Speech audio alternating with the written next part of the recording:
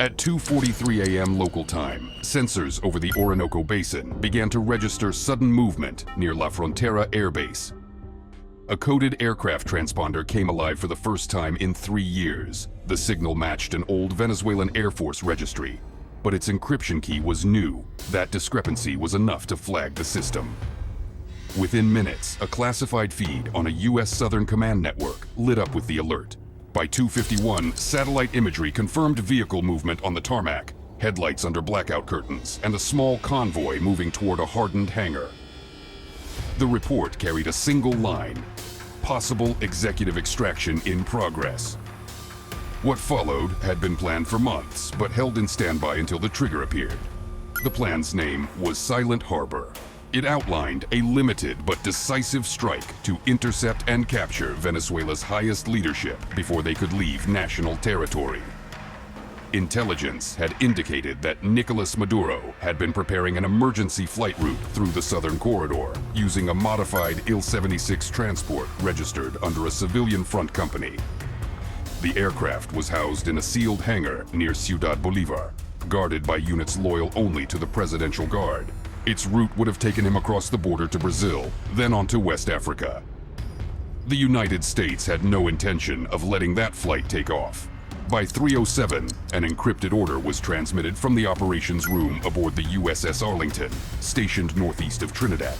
The message carried a single directive: commence sequence echo. That signal triggered a chain across 5 nodes: aerial, naval, and cyber. Over the Caribbean, 2 B-2 Spirits adjusted course and began quiet descent. Farther south, 4 MH-60 Blackhawks detached from a low-visibility refueling platform and entered a stealth profile, hugging the terrain to avoid radar detection. Their target zone was marked only by coded laser reference points that could not be tracked by Venezuelan systems. The operation's ground element, composed of 42 U.S. special operators, was already in motion. Inside La Frontera, the atmosphere was strained. Venezuelan guards had orders to prepare the Il-76 without public notice. Maduro's close circle had been fragmented in recent weeks. Several advisors had already vanished from Caracas. Fuel trucks were lined along the southern wall. 2 armored personnel carriers faced the gate, but their crews were on edge, listening to conflicting radio chatter. There was confusion about who was in command. Some claimed the defense minister was en route. Others said he had already crossed into Brazil. Above them, the sky was clear. What they did not know was that surveillance drones had been in position for hours, streaming thermal imagery to analysts aboard the USS Arlington and to the command post in Florida. At 0324, the first stage began. Electronic warfare platforms in international airspace activated, projecting interference into the 700 MHz band used by Venezuelan radar systems. Screens at regional defense centers began to flicker. Contacts appeared, disappeared, and multiplied. Operators assumed it was another systems fault caused by power irregularities. Maintenance crews rebooted software, but the distortion only spread. Within minutes, the entire sector between the coast and Ciudad Bolivar lost consistent radar visibility. That blackout opened a narrow window for inbound forces to cross the perimeter undetected. The clock started counting down from 60 minutes, the maximum window before the interference would be noticed and traced. At 3:33, a convoy departed the hangar carrying the Venezuelan president, his wife, and 2 aides. The motorcade consisted of 3 black SUVs, escorted by a light armored vehicle. Their route led through a service road bordering the Cuyuni River, ending at a secondary runway where the Il-76 waited, with engines idle. Security protocol required a 5-minute check before boarding.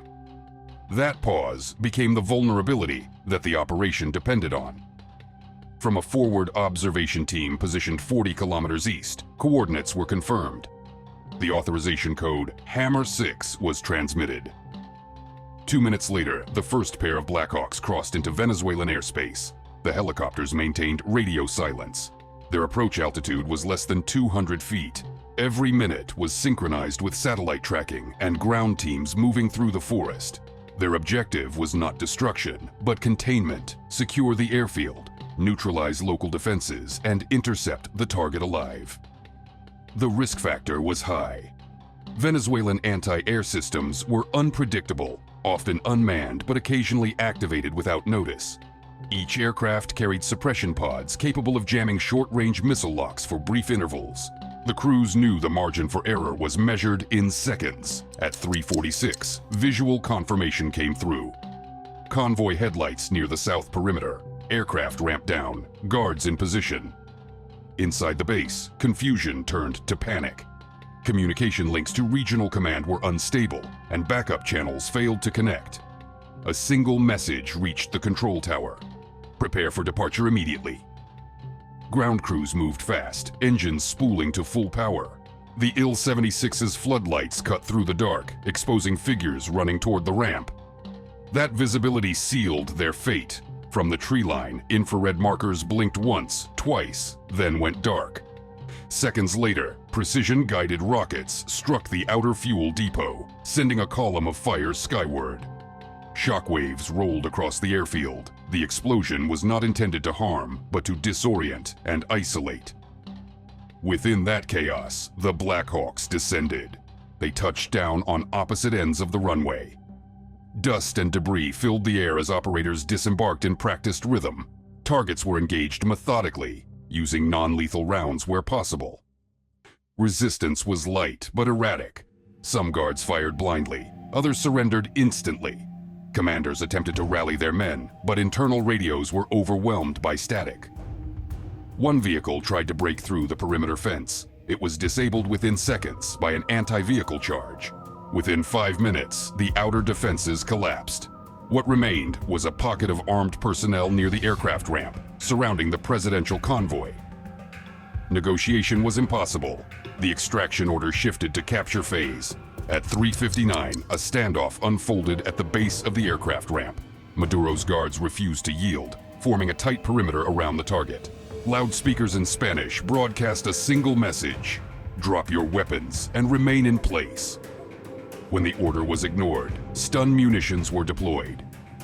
Flash bursts tore through the night, stunning the defenders. In the confusion, the special forces advanced, closing the distance with controlled fire. Within seconds, the resistance folded. Maduro and his wife were secured under direct supervision, escorted into a waiting helicopter. No shots were fired at them. For operational secrecy, the capture was not transmitted live. Confirmation codes were relayed through encrypted bursts only. Meanwhile, a secondary element was tasked with erasing the escape infrastructure. Demolition teams moved through the hangars, placing shaped charges on aircraft, fuel reserves, and communication towers. The objective was to deny future use of the site without triggering mass casualties. Each detonation was timed to coincide with the extraction liftoff. In the nearby town, civilians saw only flashes on the horizon and assumed another power failure. In the command rooms in Washington and aboard the USS Arlington, the tone was calm, but focused. Every second was logged, every detonation time-stamped. By 4:12, the operation's midpoint was reached. The first helicopters began their climb northward, carrying their highest value detainees. At the same time, Venezuelan regional commands finally pieced together fragments of the situation. A distress signal from La Frontera reached Caracas, reporting unknown foreign forces and possible abduction. Confusion spread through military channels. Units were ordered to close borders, scramble interceptors, and block southern routes. But radar coverage remained unstable. Many pilots could not locate their targets. The national communication grid, already degraded from months of shortages, failed to sustain coherent command.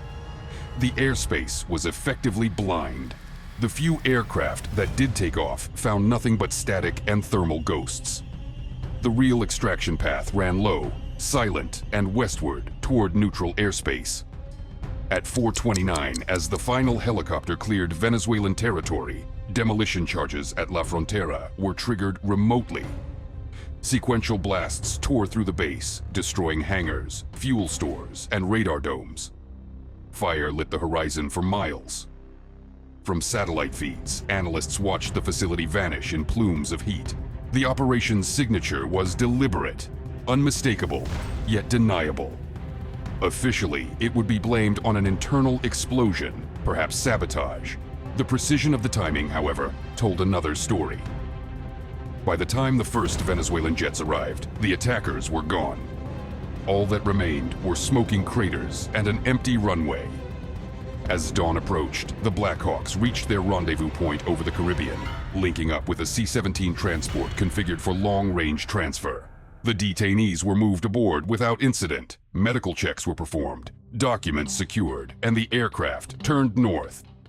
Communications blackout remained in effect until they reached the outer range of radar coverage. Only then did confirmation reach Washington. Target secured, phase complete. The message was logged at 5:11. At that exact time, Venezuelan state media broadcasted a short bulletin denying rumors of the president's disappearance.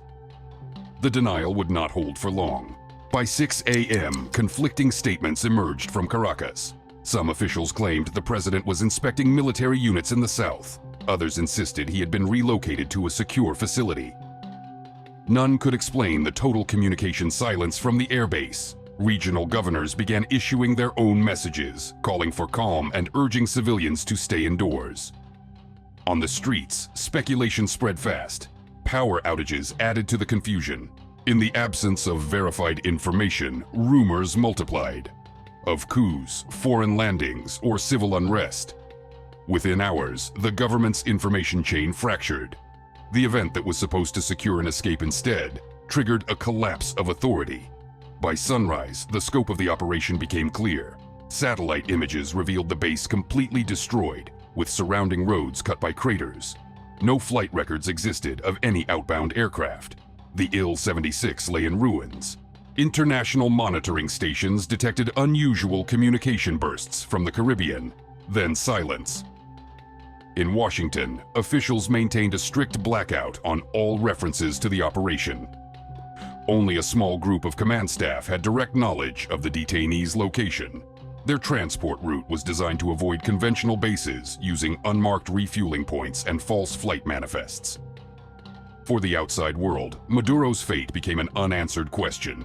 At 8:37, the Venezuelan Ministry of Defense held a press conference denying foreign involvement and attributing the explosions to a fuel accident. The footage showed smoke still rising behind the spokesperson. Questions about the president's whereabouts were deflected. Military analysts watching the broadcast recognized signs of internal disarray, uniforms mismatched, speech delayed, conflicting messages across channels. International observers, however, already had satellite confirmations. Multiple nations noted the same data. Foreign aircraft in and out within a 90-minute window, with precision unmatched by local forces. The pattern left no doubt of external intervention. As the day advanced, fragments of information leaked. Civilian witnesses near the Cuyuni River reported seeing helicopters without markings and a brief firefight. Others spoke of trucks leaving the airbase hours before the blasts. Rumors spread across border towns that the president had been taken by foreign agents. In Caracas, the silence grew louder. Senior officials began moving their families abroad. By evening, sections of the military declared provisional loyalty to regional commanders, effectively breaking the chain of command. The collapse was not sudden, it was systematic. Power grids flickered, transport halted, and communication networks degraded under the strain of conflicting orders. While Venezuela tried to regain control, U.S. officials remained quiet. No statement was released, no acknowledgement offered. Intelligence networks quietly celebrated the completion of one of the most precise extractions in recent memory. For planners, it was proof that modern intervention no longer required invasion or occupation. Precision, coordination, and control of the information domain had replaced divisions and battalions. In private briefings, the term used was executive interdiction. It meant cutting a regime's head cleanly, without touching the rest of the body. The strike at La Frontera demonstrated exactly that principle. By nightfall, confirmation reached select allied governments. Maduro and his wife were alive, in custody, location undisclosed. For the operation's architects, that message marked the end of Silent Harbor. The capture was not a spectacle, it was an equation solved in darkness. Within 24 hours, the region had shifted irreversibly. Venezuela's leadership was gone, its command structure fractured, and its population left in uncertainty. No invasion was needed, no flag planted. Only a single, silent night had redrawn the balance of power over the Caribbean. The mission was complete, and the silence that followed said everything that needed to be known.